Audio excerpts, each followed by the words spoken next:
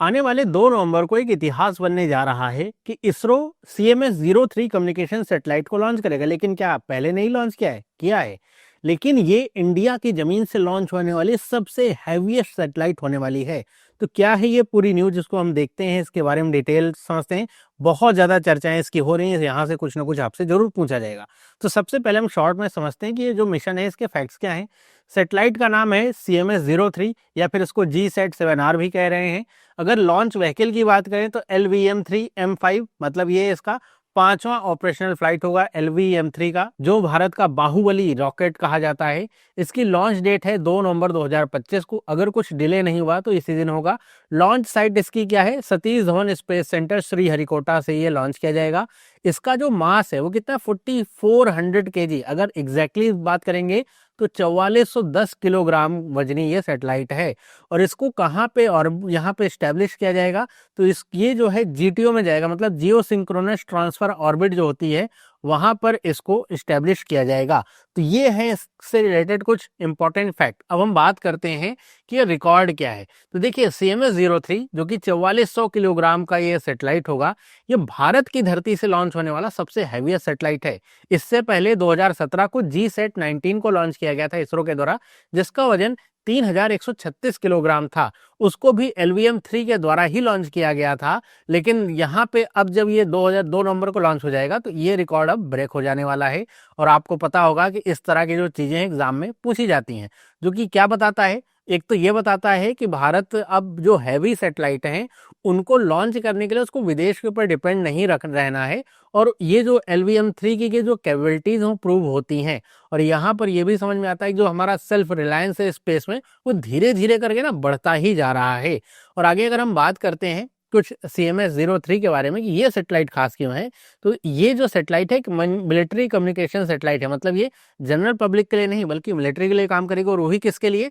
तो Indian navy के लिए ये सैटेलाइट काम करेगी।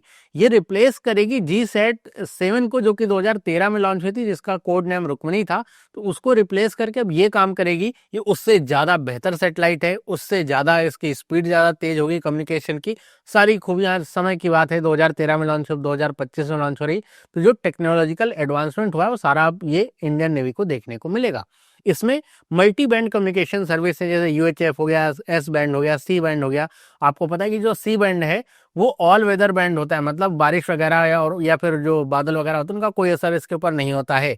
और इसमें KU बैंड भी ऐड किया गया है, जो कि हाई स्पीड प्रोवाइड करता है। बस ये है KU बैंड थोड़ा वेदर से अफेक्ट हो जाता है। तो यहाँ पे इसीलिए सारे तरह के बैंड ये ऐड किए गए हैं। इसमें C एक्सटेंडेड बैंड भी ऐड है। तो ये इंडियन नेवी के लिए हर एक टेरेन में, हर एक तरह के वेदर में ऑल वेदर कनेक्टिविटी प्रोवाइड करवाएगा। इसमें जो इंडियन नेवी को मिलेगी, वॉइस की सर्विसेज मिलेगी, डेटा की सर्विसेज मिलेगी, वीडियो की सर्विसेज मिलेगी, मतलब जितने तरह की सर्विसेज हो सकते हैं सारी सर्विसेज नेवी को मिलेंगी। और नेवी इनका इस्तेमाल कर पाएगी एक पूरा, एक कह सकते हैं नेटवर्क बनाने में। अपना जो नेटवर्क सेंट्रिक वॉरफेयर कैपेबिलिटीज होती हैं वो नेवी की बनेंगी। मतलब आपस में अगर जो वॉरशिप्स हैं उनको बात करना है, जो लैंड बेस्ड कमांड सेंटर से उनको बात करना है, तो उसके लिए एक secure real time links provide करेगी। मतलब उसको कोई भेद नहीं सकता। ऐसा नहीं कि इंडियन नेवी कम्युनिकेट करे, कोई दूसरा देश जो है उसको सुन सकता, नहीं, वो सब नहीं हो पाएगा। इसीलिए तो इस तरह के डेडिकेटेड सैटेलाइट जो है बनाए जाते हैं। और ये जो पूरा इंडियन ओशियन का रीजन है और या फिर उससे बाहर, क्योंकि अब ये GTO में जाएगी तो एरिया इसका बढ़ा भी सकते हैं, वहां पे ये काम करेगी। यहाँ पर ये भी बताया गया कहीं कहीं पर ये जो जनरल पब्लिक है उसके लिए काम करेगी, जैसे रेस्क्यू वगैरह कहीं करना है तो वहां पर इसको यूज किया जा सकता है। बाकी ये बनाया गया है इंडियन नेवी के लिए ही। अब हम बात करें यहाँ पे एक इंपॉर्टेंट यहाँ पे कंफ्यूजन की, वो क्या है? Heaviest satellite versus heaviest launch from India. ध्यान रखिएगा कि जो अगर आपसे कोई क्वेश्चन पूछे कि भारत की हैवीएस्ट सैटेलाइट कौन सी है, तो ये नहीं है।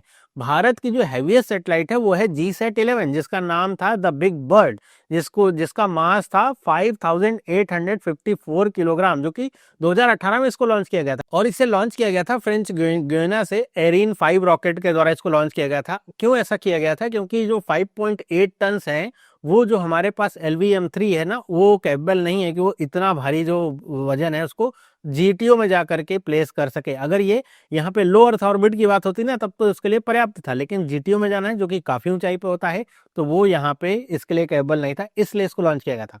यहाँ पर जो ये सैटेलाइट है कम्युनिकेशन वाली, ये भारत की धरती से लॉन्च होने वाली सबसे हैवीएस्ट सैटेलाइट है, 4400 किलोग्राम की।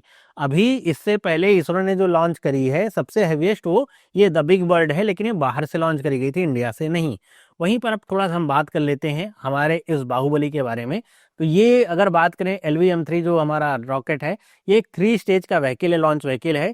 मतलब इसमें सॉलिड, लिक्विड और क्रायोजेनिक तीनों जो फेजेस आते हैं। और ये कह सकते हैं कि सबसे ज़्यादा विश्वसनीय जो लॉन्च व्हीकल होते हैं ना, उनमें से एक है। 100% इसका सक्सेस रेट है। और यहाँ पर जो इसकी पेलोड कैपेसिटी है GTO की, वो है 4000 किलोग्राम। आपके मन में आ रहा होगा GTO में तो ये 4410 किलोग्राम के आसपास का वजन ले जा रहा है, तो ये 4000 किलोग्राम का कैसे है?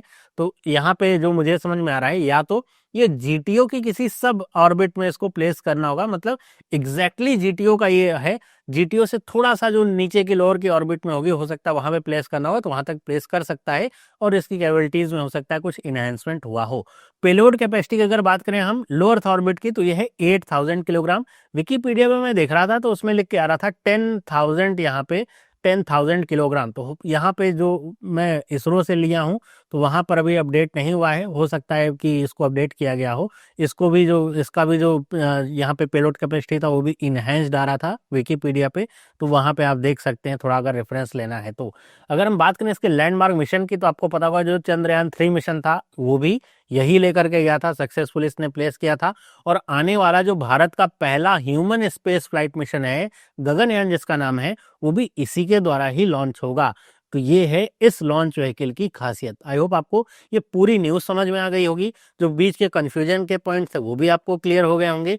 वीडियो अगर इन्फॉर्मेटिव लगी है तो वीडियो को लाइक करें। इस तरह की और वीडियोस के लिए चैनल को सब्सक्राइब जरूर कर लीजिए।